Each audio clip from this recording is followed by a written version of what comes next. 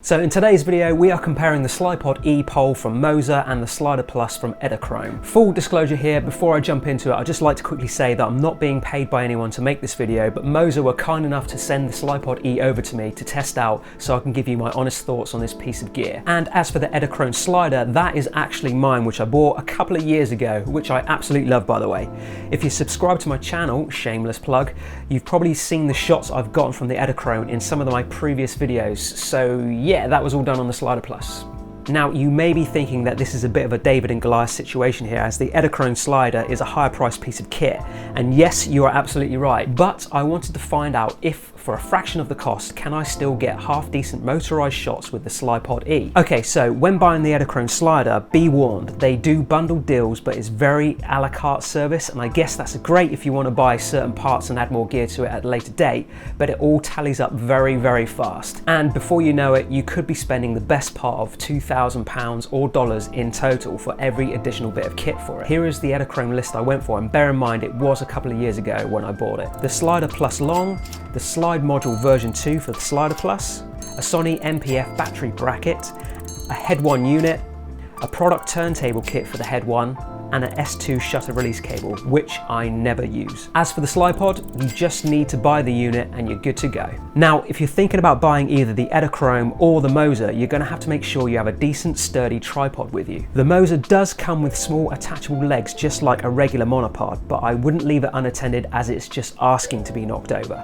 As well as a small tripod, it comes with a stand and a quick release adapter and a USB-C cable. The same goes for the Sliderplus. You can use it on a tabletop or on the floor with its small retractable legs, but it's best to use it with a tripod. First impressions out of the box, I love how the Slypod comes in its own very sturdy case, so I can keep all the accessories and whatnots together. I transport my Edelkrone slider around in a tripod bag, which is not ideal. You can buy an extra backpack for it, but it's like $200. Yeah, $200. So 10 points to MOZA for the case. The Slypod itself is lightweight and well built, so I have no issues whatsoever attaching my A7S III to it. It has a fixing so you can add a tripod plate to it. You'll get way better stable shots if you utilize that, and because it's lighter and more portable than the Edelkrone, I found I could grab different shots way quicker with the Slypod when I'm out and about on location, for example. I gotta admit, it's a lot easier to get the Slypod out and ready to start shooting than the Sliderplus. There's more parts to set up with the Edelkrone, so you definitely need to spend a little more time setting up your shots with it. So if time is against you, you may have issues there. The Edelkrone is very well made, but I'm always worried about damaging the cog system as it does look exposed at the bottom there. But I've had it for 2 years now and I've had zero issues with it. I've just made sure I've kept it clean and free of dust. Now, I used the Edelkrone slider to grab some B-roll of my PC a few weeks back, so I thought I'd try to do the same with the Slypod so we can compare the results. Here is the Edelkrone Sliderplus version.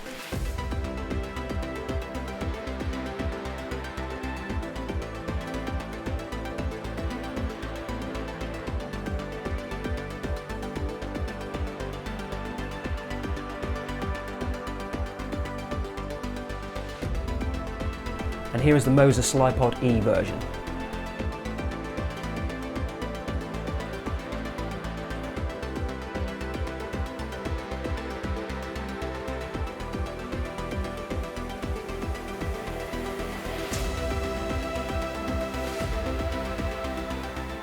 So what do you guys think? Now, right off the bat, the Edelkrone slider does have an unfair advantage. You can pan while the slider is making a truck or dolly move. This really helps make sure your subject matter stays in shot so you can maintain a good composition. You can also separate the Head 1 unit from the slider and use it as a motorized turntable, which I use all the time for product shots. You've got to remember the Slypod is a motorized telescopic camera pole rather than a traditional slider. You can boom, truck and dolly with it, and it does have a fluid head so you can tilt, but obviously the movement of the fluid head would be fixed and not motorized, which is fine.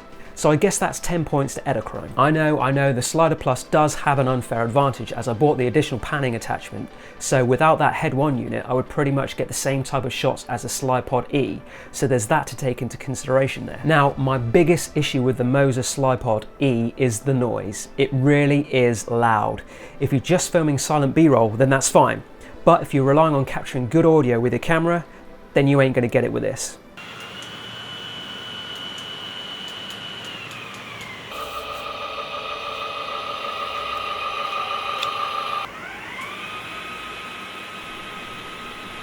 See what I mean? I can quite happily film a full talking head interview with the Edelkrone and not worry about the noise of the motors, so that's a definite win there. The microphone is picking up only your voice with a clear, precise depth of sound, a very nice presence which adds clarity, and a very, very consistent sound quality.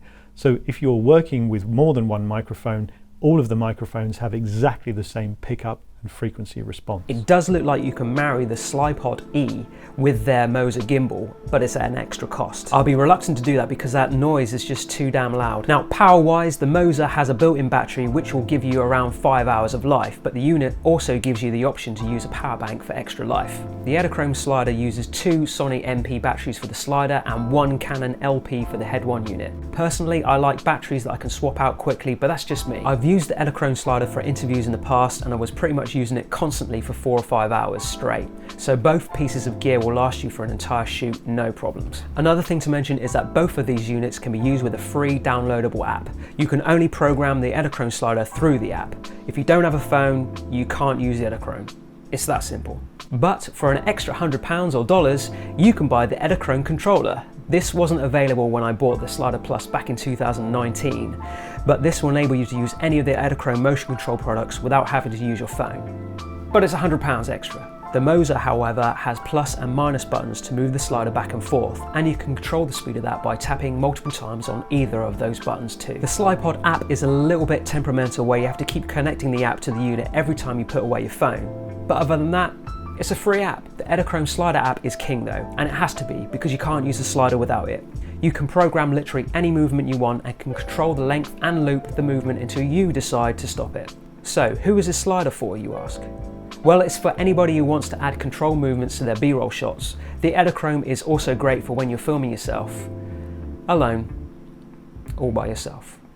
Now, I've got to be brutally honest here. If you're looking to buy one of these and you don't own a gimbal of any kind, get a gimbal first. It definitely takes priority over any of these motorized sliders. Okay, you can't program sliding movements, but you can easily capture the same style of shots and more with a gimbal. It's just way more versatile than any motorized slider or pole on the market.